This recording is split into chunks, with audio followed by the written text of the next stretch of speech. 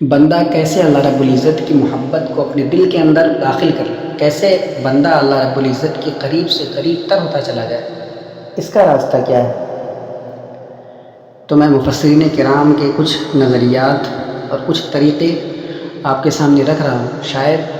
سمجھ آ جائے۔ تو پہلا طریقہ انہوں نے بتلایا کہ کیفیت کے اندر سرور اور لذت پیدا کرے،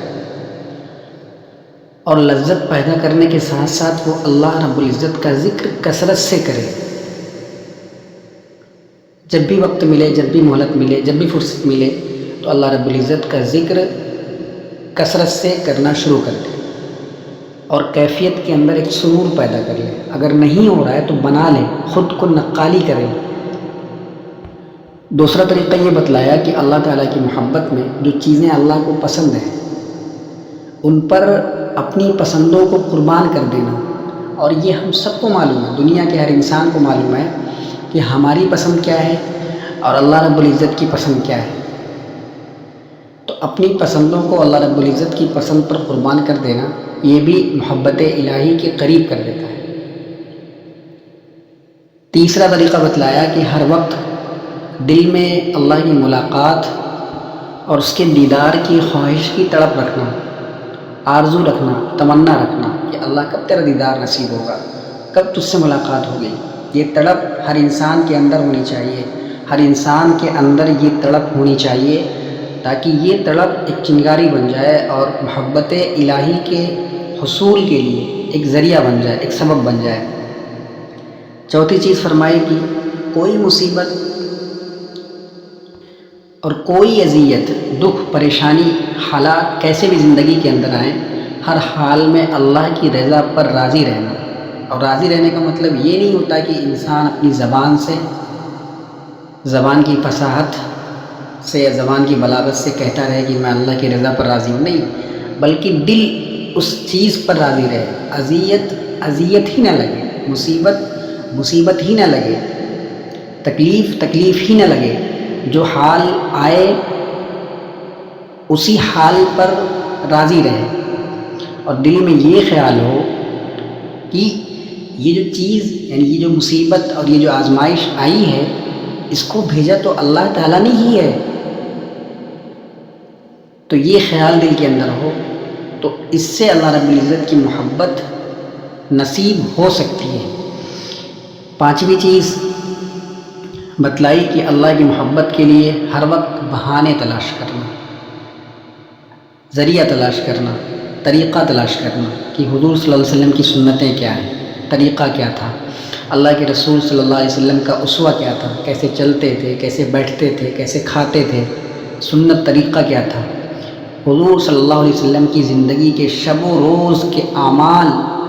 و احوال، ان کی پیروی کرنا اور نقالی کرنا۔ اب نقالی سے ایک میں آپ کو واقعہ بتلا دے رہا ہوں، وہ یہ ہے کہ موسیٰ علیہ السلام کا واقعہ قرآن کریم کے اندر جا بجا آیا ہے۔ اللہ رب العزت نے ان کا واقعہ قریب ہر صورت کے اندر بیان کیا۔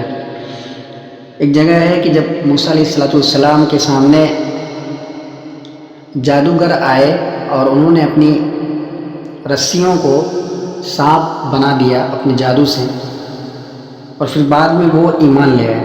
موسیٰ علیہ السلام کے معجزات کو دیکھ کر کے۔ لیکن یہاں پر ایک اہم بات اور اہم مسئلہ یہ ہے کہ ان کو اللہ رب العزت نے ایمان کی توفیق کیوں کر دی؟ تو اکثر مفسرین نے اس کا جواب یہ دیا کہ ان کو ایمان کی نعمت اس لیے ملی کہ انہوں نے موسیٰ علیہ السلام کے جیسا لباس پہنا تھا۔ تو اللہ رب العزت کو یہ بات اتنی پسند آئی کہ اللہ رب العزت نے یہ کہا کہ یہ جو جادوگر ہیں، جو غیر ایمان ہیں، جن کے دل کے اندر ایمان نہیں ہے، انہوں نے میرے پیغمبر سیدنا موسیٰ علیہ السلام کا لباس پہنا، سیدنا موسیٰ علیہ السلام کی نقالی کی ہے، جس کی وجہ سے میں ان کو ایمان کی توفیق دیتا ہوں۔ یہ نقالی کرنے کا مطلب ہے کہ اگر نہ ہو سکے تو بناوٹی تصنع اختیار کر لے کہ اس طرح سے ہونا چاہیے۔ چھٹی چیز یہ بتلائی کہ اپنے دل کو مطالعہ کرنے والا بنانا، یعنی اللہ رب العزت کو سوچنا، وہ رحیم ہے، وہ کریم ہے، اس کی رحمت کا خیال کرنے والا بنانا، دل کو اس کی رحمت پر دھیان رکھنا، اس کے حسن و جمال پر، قدرت پر، حیات پر، اللہ تعالیٰ کے جتنے انعامات ہیں اپنے دل و دماغ سے ان کا مراقبہ کرنا اور ان کو سوچنا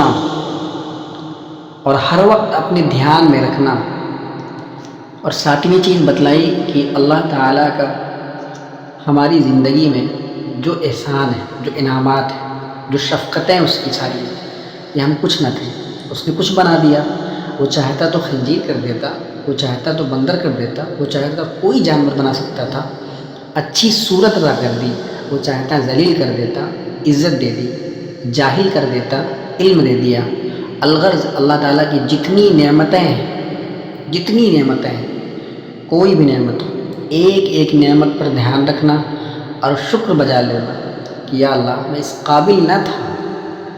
تو نے مجھے اس قابل بنا دیا، تو نے مجھے نوازا اپنی نعمتوں سے، اپنی رحمتوں سے۔ تو اس چیز کا دھیان میں رکھنا کہ اللہ رب العزت کا احسان ہماری زندگیوں میں بہت سارا ہے۔ اور آٹھویں چیز، آخری چیز یہ بتلائی، جب کبھی اللہ کے حضور رونے کا دل ہو، کبھی مانگنے کا دل ہو، کبھی اللہ سے مناجات کرنے کا دل ہو، تو خلوت میں چلے جائیں، گھر کے کسی کونے میں تنہا مصلے پر اندھیرا کر لیں اور تنہائی میں اپنے گریبان میں جھانکیں، اپنے گناہوں کا محاسبہ کریں اور اس کے سامنے گڑ گڑائیں، اس سے مناجات کریں، باتیں کریں، جو ٹوٹی پھوٹی دعا آتی ہو اس سے مانگیں۔ عشق میں کوئی زبان نہیں ہوتی، عشق کی زبان میں کوئی فصاحت اور کوئی بلاغت نہیں ہوتی، کوئی دعا کی ضرورت نہیں ہے آپ کو کہ یہ دعا پڑھ کر کے مانگیں گے تو اللہ رب العزت قبول کرے گا، ایسا کچھ نہیں ہے۔ جو آپ کی زبان سے